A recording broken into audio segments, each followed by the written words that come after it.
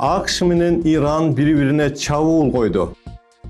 AQSh Казакстандан алып чыгып кеткен урандын таржымалы. Украина Орусиянын бир катар аймактарын дрон менен аткылады. Орус улутчулдары Арменияга десант таштоону сунуштоодо. Адвокат AQShга келүүнүн эң оңой жолун айтты. Саламатсыздарбы, бүгүн 10 июнь AQShда жана дүйнөдө эмне болуп жатканы менен тааныштырам. Менин атым Кубат Оторбаев.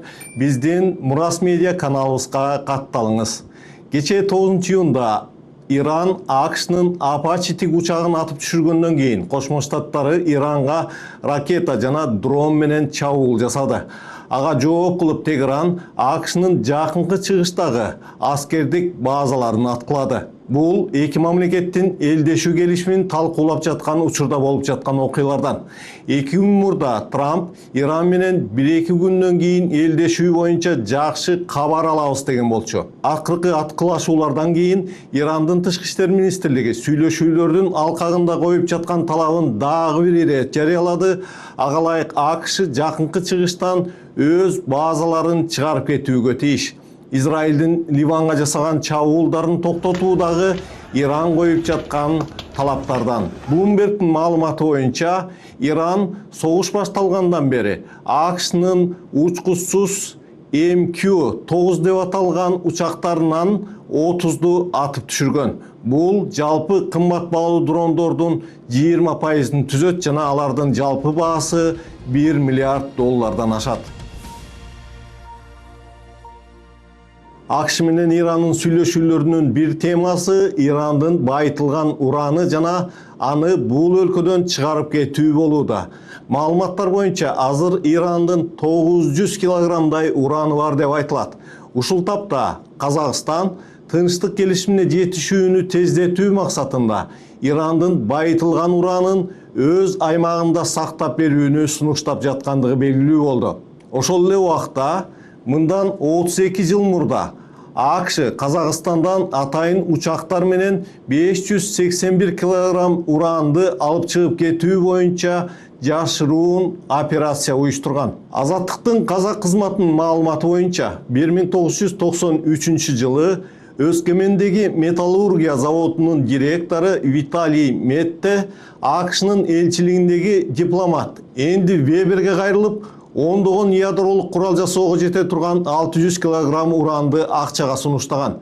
Ошол убакта Иран дагы борбор Азиядан уран издей баштаган. Ошондон кийин AQShnын өкмөтү ал кездеги президент Назарбаевга чыкканда ал каршылыгын билдирген эмес. Ошентип 1994 жылы 448 идишке салынган 581 килограмм уран 3 учак менен AQShга Теннессиге жеткирилген. AQSh тарап уран үчүн $10 миллион төлөгөнүн айтканы менен Казакстанда канча акча түшкөнү тууралуу эч бир жерде маалымат айтылбайт. Ошол эле маалда быйыл апрелдин аягында Кошмо Штаттары Венесуэладан 18 килограмм байытылган уранды Пуэрто-Кабельо порту аркылуу контейнерге жүктөп, деңиз аркылуу Америкага алып келгендиги белгилүү болду. 18 килограмм аз делип айтылганы менен Венесуэланын Иран, Орусия, Түндүк Корея менен жакын мамилеси көп жылдар бою Вашингтонду тынчсыздандырып келген. Украинанын аскери аба күчтөрү дрондун жардамы менен чек арадан 900 чакырым алыстыктагы ички аймактарга жетип, Чебоксары жана Самара шаарларына чабуул койду. Бутага Чебоксарыдагы аскер коргонуу ишканасы, Роснефтинин мунай сактоочу кампалары жана башка түзүмдөр алынды. Жалпысынан Украина Орусиянын 19 аймагына дрон чабуулун жасаган, алардын катарында Омск, Свердлов, Челябинск, Курган, Түмөн, Ханты-Мансийск жана Ямал-Ненецкий округдары бар. Орусиянын коргоо министрлигинин маалыматы боюнча Белгородск, Воронеж, Курск, Калужск, Липецк баштаган 19 аймактарына дрондор учурулган, алардын көпчүлүгү атып түшүрүлдү. Айрым эксперттер Орусия дрон согушунда Украинага жеңдирип жатат дешүүдө. Ал арада Арменияда Никол Пашиняндын парламенттик шайлоодо жеңишин Москва анча жактыра бербегендиги ачыкталды. Айрым ашынган улутчулдар Армениянын тандаган жолу Украинадагы окуяларды кайталашы ыктымал. Ал үчүн алгач Ереванга 500 десант таштайлы деген сунуштарын борбордук телеканалдарда айтып жаткан убак. Орусия Армениянын жашылча жемишинин өз аймагында сатылышына чектөө киргизди. Буга жооп катары Армениянын парламент төрагасы Ален Симонян биз өз эркиндигибизди кулпунайга алмаштырбайбыз жана Европага алган курсубуздан тайбайбыз. Коңшубуз Орусия бизге жакшы эмес мамиле жасап жатат деп билдирди. Ал арада Армения өз товарларын Грузия жана Иран аркылуу өтүүчү темир жол аркылуу Европага чыгарууга аракет жасап жаткан чак. Ошол эле маалда эксперттер Арменияны жана анын товарларын Европада эч ким кучак чайып тосуп албай тургандыгын айтышат. Эгер сиз АКШга келүүнү пландап жатсаңыз, анда бул маалымат дал сиз үчүн. Tunç Law Firm компаниясынын негиздөөчүсү Абдулла Tunç АКШга келүүнүн эң оңой жолдорун биз менен болгон маекте айтып берди. Абдулла мырза менен интервьюну биз жакында өткөн Борбор Азия Cup Expo көргөзмөсүндө уюштурдук. Маекти аягына чейин көрүңүз. Абдулла мырза, компанияңыз тууралуу жана кандай кызматтарды көрсөтөрүңүз жөнүндө айтып берсеңиз. Мен Абдулла Tunçмун. Tunç Law юридикалык фирмасынын негиздөөчүсүмүн. Биз иммиграциялык укук боюнча кызмат көрсөткөн юридикалык компаниябыз. Менин өнөктөшүм Али Арслан. Биз иммиграцияга байланышкан бардык кызматтарды сунуштайбыз. Алардын катарына бизнес иммиграция, баш бааник суроо, депортациядан коргонуу, ошондой эле инвестициялык жана инвестордук визалар кирет. Мындан тышкары үй бүлө аркылуу грин карта алуу мүмкүнчүлүктөрү, консулдук жол жоболор жана АКШ жарандыгын алуу боюнча арыздарды даярдоо кызматтарында көрсөтөбүз.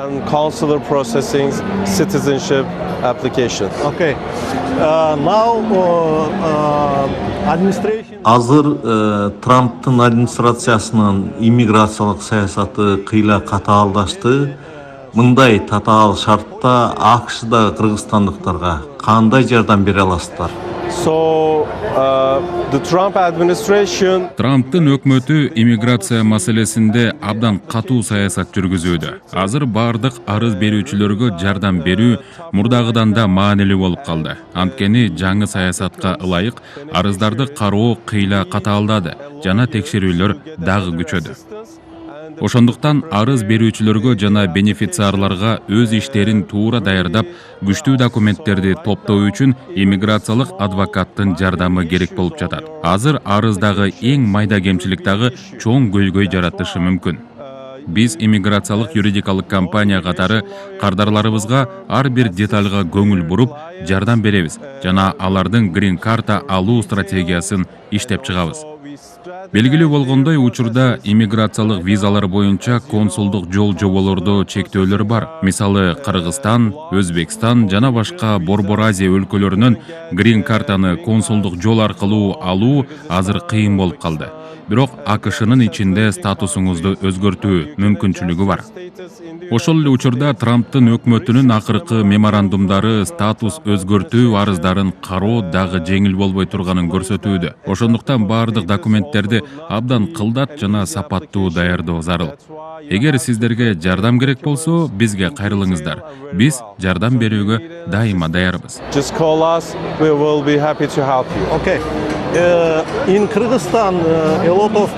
Белгилүү болгондой, көптөгөн адамдар, анын ичинде айрым кыргызстандыктар Америкага келүүнү каалашат. Бирок эң негизги суроо, кайсы виза ылайыктуу жана кайсы жол натыйжалуу? Right now we recommend our clients to come to the US. Азыркы учурда биз кардарларыбызга эгер АКШда мыйзамдуу түрдө иштеп жана жашоону пландаштырса, жумушчу визалар аркылуу келүүнү сунуштайбыз. Мындай визалардын катарына инвестордук виза, мисалы I2, компания ичиндеги которуу визалары L1, ошондой эле өзгөчө жөндөмү бар адамдар үчүн берилүүчү O1 визасы кирет. Мындан тышкары музыканттар жана чыгармачыл адамдар үчүн P2, Ал эми спортчулар үчүн P1 сыяктуу атайын визалар дагы бар. Эгер адам туристтик же студенттик виза менен келүүнү пландап жатса, биз анын ишин алдын ала стратегиялык жактан даярдоону сунуштайбыз. Анткени келечекте АКШда калуу планы болсо, консулдук маектешүүдө эмне айтып жатканын өтө кылдат ойлонушу керек. Ошондуктан мындай учурда алдын ала биз менен байланышып, юридикалык кеңеш алып, өз ишиңизди дыкат даярдап алуу эң туура чечим болот. Call us and get an assistance. Бизнес виза же инвестордук виза үчүн канча каражат талап кылынат деген суроо көп берилет. For E2 visa, that's a temporary visa, by the way, non-immigrant visa. Мисалы И2 инвестордук визасы. Бул убактылуу, иммиграциялык эмес виза. Аны алуу үчүн айрым учурларда болжол менен $50,000 инвестиция жетиштүү болушу мүмкүн. Бул каражат АКШ өкмөтүнө төлөнбөйт. Сиз ал акчаны өзүңүздүн бизнесиңизге саласыз. Компанияңызды иштетип, ошол бизнес аркылуу АКШда мыйзамдуу түрдө иштей аласыз. Инвестиция бизнесиңизде сакталып турган убакыт аралыгында визаңызды узартуу мүмкүнчүлүгү болот. Ал эми эгер максат грин карта алуу болсо, анда атайын инвестициялык иммиграциялык программалар бар. Мындай программалар боюнча инвестициянын көлөмү азыркы талаптарга ылайык кеминде $800,000 түзүшү керек. It has to be at least $800,000. Okay. If citizen of Kyrgyzstan Эгер Кыргызстандын жараны Бишкекте жашаса, ал АКШда LLC компаниясын ача алабы? Андан кийин ошол адам өзүнүн акчасын компаниянын эсебине сала алат да, туурабы?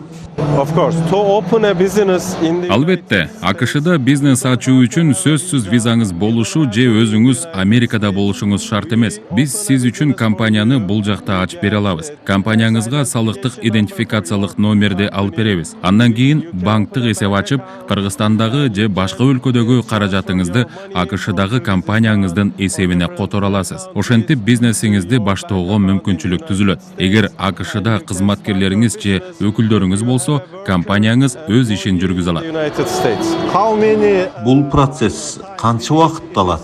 take? It depends because there are different states in the United Бул кайсы штатта компания ачыларына жараша болот. Анткени ар бир штаттын өз эрежелери бар. Бирок жалпысынан алганда компанияны каттоо жана негизги документтерди даярдоо процесси орточо эсеп менен 30 күндөн 60 күнгө чейин. Башкача айтканда 1 айдан 2 айга чейин созулат. It is Ооба, кыска эле убакытты алат. long. Okay, thanks so much.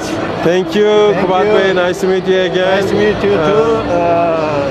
This is Бул өтүп жаткан Кап Экспо көргөзмөсү тууралуу эмне айта аласыз? This is Cabexpo, Central Asian. Ооба, бул Кап Экспо Central Asian Business иш-чарасын Гүлшанбек Равшанбек Бей негиздеген. Бүгүн 150дөн ашуун компания катышууда. Бул Борбор Азия өлкөлөрүнүн өкүлдөрүн, ишкерлерин жана жамааттарын бириктирген эң сонун иш-чара болуп саналат. Together with Central Asian communities. Пайдалуу болуп жатабы? Yes, for Tunç Law Firm. Ооба, биздин Tunç Law Firm юридикалык компаниясы бул көргөзмөгө катышып жатат. Биз бул жерде акысыз кеп-кеңештерди берип, потенциалдуу кардарларыбызга, ошондой эле АКШда иммиграциялык же юридикалык жардамга муктаж болгон адамдарга көмөк көрсөтүүгө аракет кылуудабыз. Legal assistance. Маегиңиз үчүн чоң рахмат. Сизге да чоң рахмат. Күнүңүз жакшы өтсүн. 43 жаштагы грузиялык Мамуко Артмеладзе Лузианадагы Аисттин абагында жатып каза тапты. Ал алгач эс-үчүн жоготкон абалда табылган, жергиликтүү ооруканага жеткирилгенине карабай 4-июнда кечки 23:22-де ал каза болду деп билдирди Аис кызматы. Анын өлүмүнө эмне себеп болгону анын денесин сойгондон кийин белгилүү болот. Мамука Дональд Трамп президент болгондон бери иммиграциялык борборлордо жатып каза тапкан 50-чү мигрант. Ал жакта жатып чыккандар кармоо шартынын начардыгын, тамак-аштын жана медициналык жардамдын талаптарга жооп бербестигине даттанган учурлар бар. Мамука быйыл январда Жаңы Орлеанда да трак айдап баратканда документ текшерүү маалында кармалып камалган. Жакында эле Аисттин абактарындагы шарттын начардыгына адамчылагы сабалга нааразы болушуп, Америкада бир топ акциялар өттү. Анын учурунда демонстранттар менен Аис жана полиция кагылышкан болчу. Эми АКШга келгендерге пайдалуу тиркеме тууралуу айтып берейин. Өзгөчө бул жумуш издеп жаткандарга керек. Эгер LinkedIn, Indeed жана башка сайттарды карап иш таппай жатсаңыз, дагы бир вариант бар. Бул Америка жумуш борбору же American Job Center. Бул борбордо АКШга жаңы келгендерге ишке орноштуруу кызматы иштейт, адаптациянын алгачкы этабында жардам берет. Алар сизге резюмеңизди толтурууга, жумуш издөөгө, жада калса интервьюга даярданууга да көмөк көрсөтөт. Сайтка кирип, жашаган жердеги почта индексиңизди жазып, жакынкы борборду таап, консультацияга барыңыз. Мындай борборлор кимдир бирөөгө АКШда биринчи жумуш ордун табууга жардам берет. Ушул маалымат менен Америка жаңылыктарынын бүгүнкү чыгарылышын жыйынтыктайм. Биз менен болуңуз. Менин атым Кубат Оторбаев. Каналга катталып, лайк басып, комментарий калтырууну унутпаңыз. Чындыгында мунун бардыгы бизге берген сиздин жардамыңыз. Аманчылыкта көрүшөлү.